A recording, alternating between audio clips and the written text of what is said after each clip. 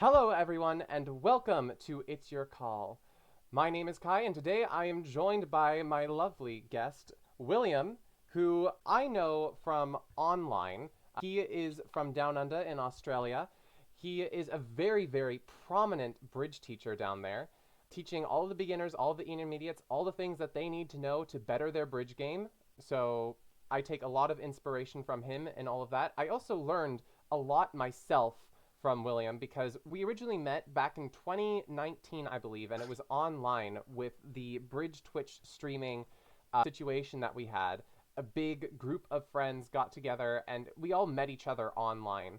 Pretty much every day we would be playing Bridge, and it was our way of socializing during COVID times. So that's when I learned Bridge, and I learned so much from William. So thank you for offering up all of those bits of insight whenever I'd make mistakes. My pleasure. It was interesting times. A lot of people had to play a lot of online stuff, and we did some streaming. We did some online tournaments. We did, lots of things, and connected with lots of people from around the world. Yeah, and it's always a pleasure whenever we go and meet them. Eventually, I'm going to come over to Gold Coast and meet you guys. That is going to be a blast. Yeah, that'd be excellent. Recommend it to everyone. How do you make Bridge exciting in your classes? You don't have to do much to make classes fun because the game itself is quite fun.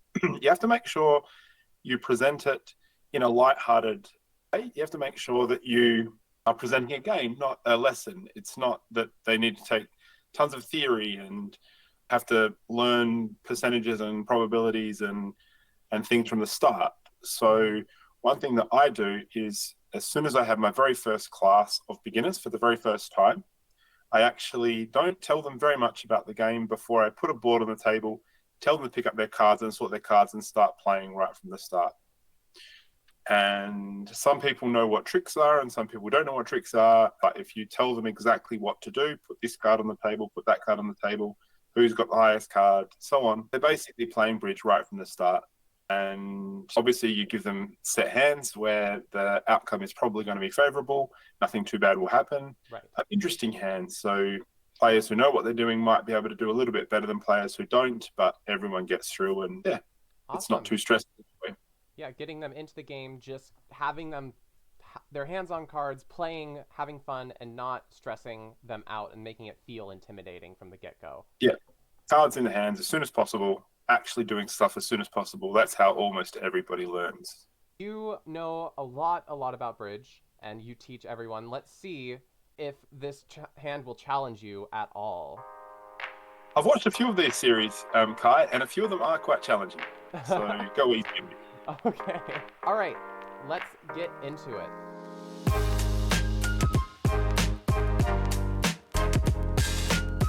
So, this is our hand.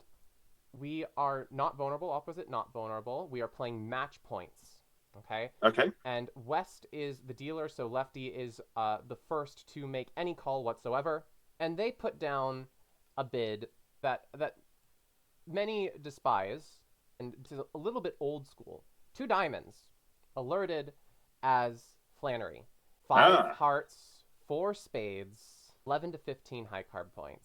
And it goes pass from north, and then 2 spades. And 2 spades is just a to-play bid.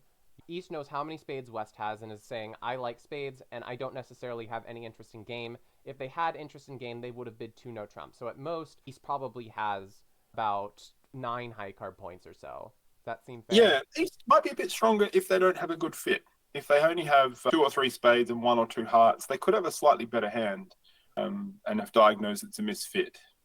So it is your call at this very moment. So I feel like there's a choice between sort of 2 things, but I always forget there's a third option. The 2 choices appear to be, I could overcall my clubs, which would just be an overcall. This is roughly the right amount of points. It's a good shape. The quality of the clubs are obviously a bit lacking, but I have 6 of them. If I only had 5 with this sort of suit quality, I wouldn't really consider it. So that'd be one choice. I think the other choice would be double, which is takeout. Yeah. And we bring the diamonds into play. And double probably shows roughly an opening hand. That's good. There are other sort of issues with a double. And I'll just mention the third choice in case I forget to mention it later. Pass is a choice. Certainly. It's not usually up there on my list of things to do. Yeah. I mean, down under there, it's kind of stereotypical that you guys are playing very, very aggressively. So pass is Yeah. always an So afterthought. I thought I'd better mention it in case I forget later, but pass is an option. So back to the two actual choices, which would be between double and bidding three clubs. I can see pros and cons to both. First of all, I've got six clubs, and if I am going to make partner pick a suit, partner won't know that I've got six of one and four of the other.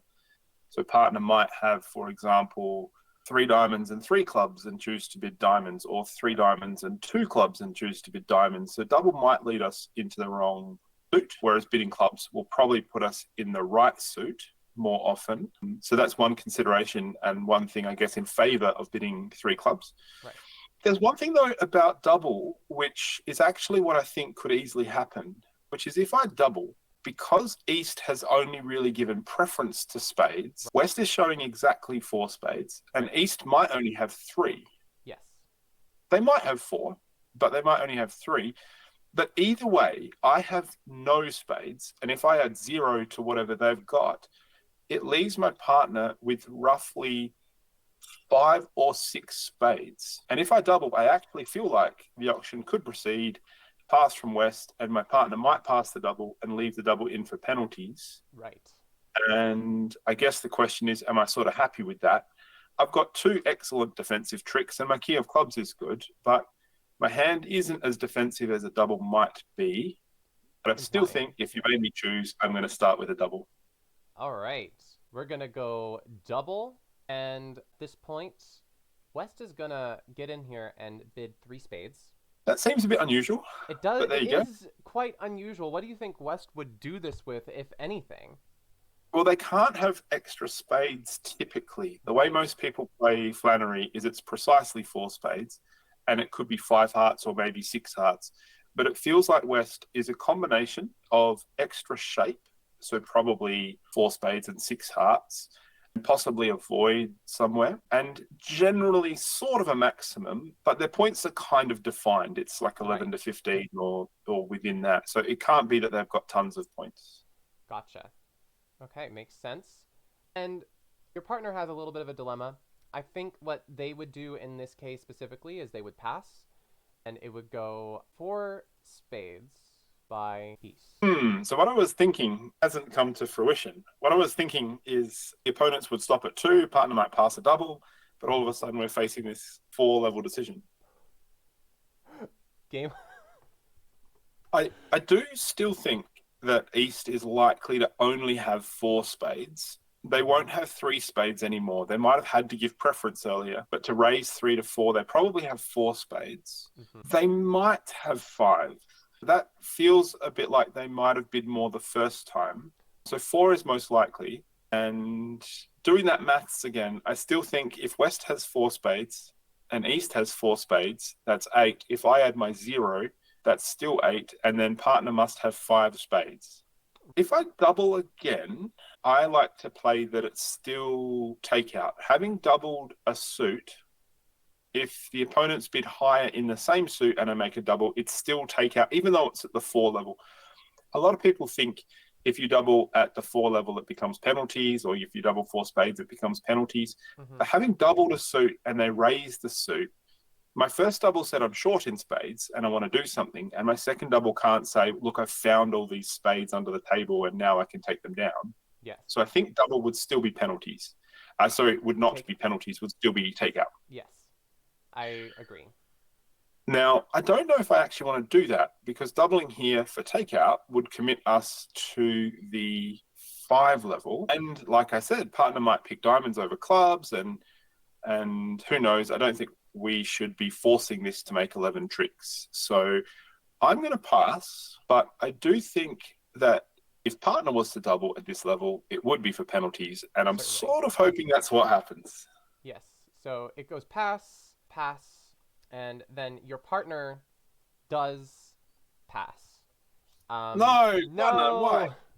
This doesn't seem like we've done good. They've got 5 like baby spades maybe, but yeah, that is what partner would do with this situation.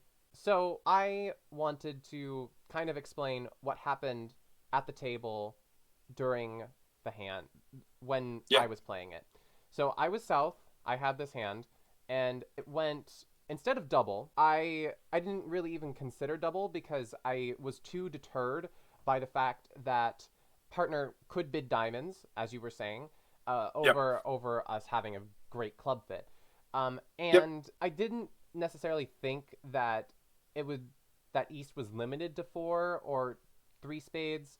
I thought that they might just have nothing and like five baby spades that could just be something that they give preference on, but they might do something more like three spades just to show the length, like law of total tricks kind of thing. Yeah. So I didn't think too hard about the spade length of it, and I just bid three clubs, trying to get my suit out there. I've got values, and I've got a hand that doesn't want to stop in two spades, most certainly.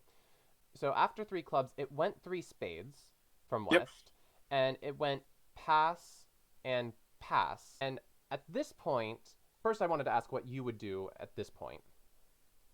Yeah, I don't mind the three club bid in the first place. Like I said, it was one of my two considerations. It's only thinking about the potential spade layout that this auction is a bit different now. I've bid my clubs. I didn't get a raise, so I'm not going to go forwards with clubs. It doesn't feel like introducing diamonds at this level is a good idea. My hand isn't strong enough to sort of force the bidding to the 4 level or the 5 level Mm-hmm. without fit anywhere. And there's only, I guess, one question now, which is my double now takeout? And I think it probably is. I Yeah. made an overcall. The opponent's bid and raise. My double's probably for takeout. Again, that would be forcing us to the 4 level, and we might not have a good fit anywhere. Partner won't have a primarily good club fit. They would have shown it. I suppose another question, though, is what would partner's double of 3 spades have been? Oh, yes. That is a good question. Now, having passed the first time and I bid a fit and the auction gets to the 3 level, it feels to me like partner's double should probably be for penalties. Feels like it. Yeah. Now, the advantage, I suppose, of doubling 3 spades is the same advantage I wanted to double 2 spades for, which is make a takeout double in which partner could pass and leave for penalties if they had this amazing spade stack that I hope they have. I hope partner's got 5 spades or similar and lots of defense and we can take them down. But if they had a really good spade holding and a few points, I think they would double 3 spades and that would be penalties. So I don't think I need to double for takeout to guard against partner wanting to pass it for penalties in this auction. I think if partner had a penalty double, they could have made it. Mm-hmm. So having bid 3 clubs, I might have to do that thing I never like to do, which is pass. Pass. Oh, okay. Not my favorite of all the bidding boxes, but Gotcha. yeah. Yeah. So I didn't I didn't think through the option that they could have doubled here if they really thought that spades was going to go down. I was very much enamored with my hand and thinking very much my hand, my hand, my hand. So I did protect with a double, and I Yep. thought that okay, I've got clubs and I've got diamonds. If partner decides to bid either of them, I'm happy. And if they happen to have a hand that could pass, they would be very happy to do so. And it went pass, pass, and pass. And my partner's hand here, and this is probably something, and I'll explain what their thinking was later. They had Jack fourth of spades, I was hoping for more. Jack Doubleton of hearts, three small diamonds, ace fourth of clubs. And at this point, we're saying that partner, if they had a fit, might raise. They Yep. bid four clubs. And this is a hand where you probably would think they would bid four clubs with this hand, but they were thinking that they didn't want to push the opponents into a four spades that makes. Is that a concern that you would have had when bidding four clubs, or thinking that your partner be considering that that might be a concern that partner has and that's why they passed? That is a good question. When you should worry about pushing opponents into a game that they might not have bid otherwise. Right. And unfortunately, there's no simple rules or answers for this one. Right. But one thing that I've learned more and more and more, when you play against better and better opponents, they don't need help bidding games. If there was a game to be found, they would have found it. Now, in this specific auction, West has already made a very descriptive bid with their 2 diamond opening. So East is well placed already to know how many points they have. Another example of that is I like to preempt a lot. Now, if my right-hand opponent opens the bidding, I still like to preempt a lot to get in their way. Mm-hmm. If they open a club or a diamond, preempting is excellent because the club or the diamond is not well defined. It could be short, it could be long, it could be weak, it could be strong, and their partner doesn't know.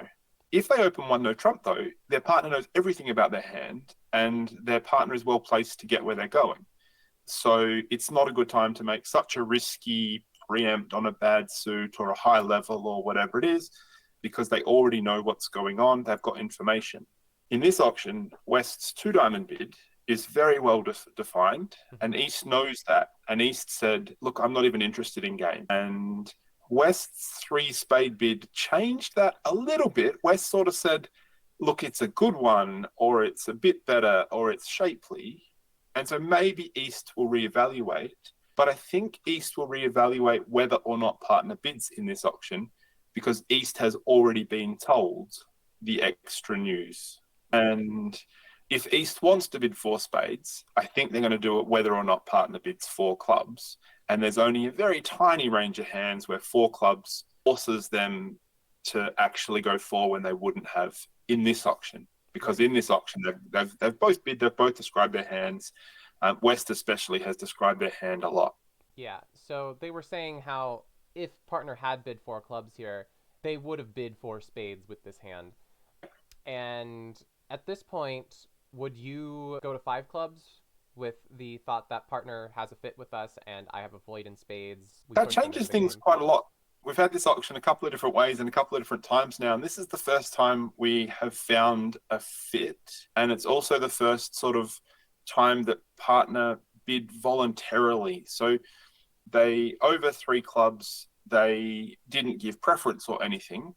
Mm-hmm. They had the option of passing 3 spades, but voluntarily raised to 4 clubs. And I mean, they were pushed. They maybe wanted to play in 3, but the bid of 3 spades made them go to 4. Right. But they didn't have to go to 4. They could pass. So they have got something worth saying. So it's not a completely worthless hand. So going to 5 in this auction is now definitely one of the choices. The way I see it, though, is I am nervous. If partner's got, say, good clubs, if partner's got the ace of clubs and the queen of clubs, then my clubs are all amazing. I'm nervous about the heart suit. And the problem is I know that West has got 5 hearts and an opening hand. Mm-hmm. And it could just be that we're going to lose 2 or 3 heart tricks immediately. And if we lose 3, of course, we can't win. And if we lose 2 and then somehow we don't lose the 3rd one, or if we get the lead and we don't lose the hearts immediately, we may not be able to deal with the hearts. We might not be able to get rid of them.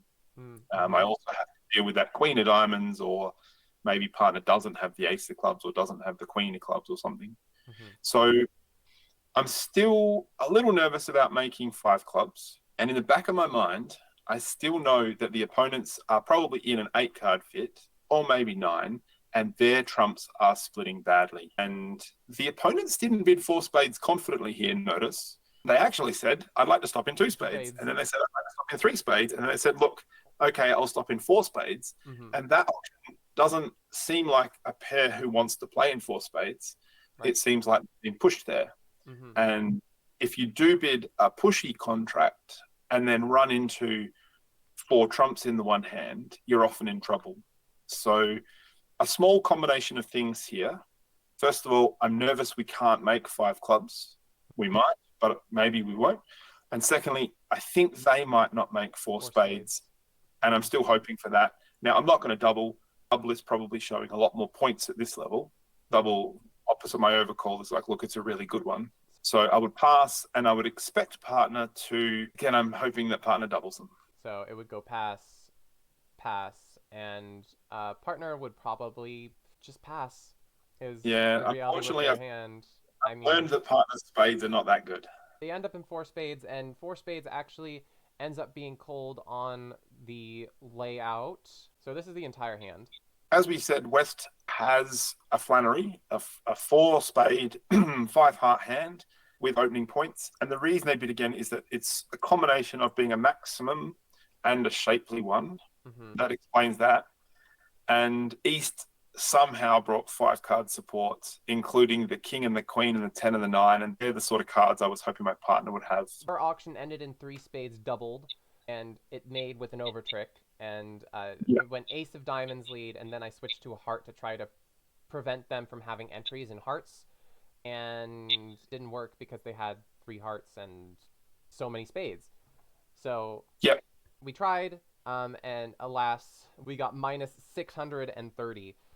It's a tricky hand because it has a lot of potential if we play in clubs on a good day, and it has a lot of potential for defending their contract if partner had slightly better spades. They don't have to be much better. Right. The problem with competitive auctions is you have to guess what to do You to get the most out of this. You can't predict every single thing that is going to happen on the hand, no matter how hard you try. Both contracts ended up in spades. Neither of us ended up in a 5 clubs, and it all makes a lot of sense.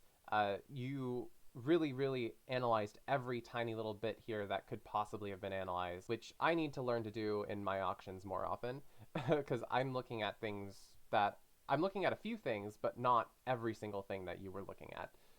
Yeah, the inference that 2 spades the first time might be just preference is an interesting one. Right. And sadly, I took too much stock in the fact that they might not have a fit when actually they had a 9-card fit, which happens. They didn't have a hand worth a bid. They shouldn't have jumped or anything. They had not a very strong hand. But thinking about how all of the suits are is an interesting one. And this is a one that does come up a lot. When you have a void in the opponent's suit, it seems like it's good to play. But what the inference of that is that partner often has 4 or 5 cards in the opponent's suit. And that's actually a good time to defend. So you can't always just steamroll these hands into 5 clubs, right, knowing the opponents could have been in spades. Yeah. All right. Awesome.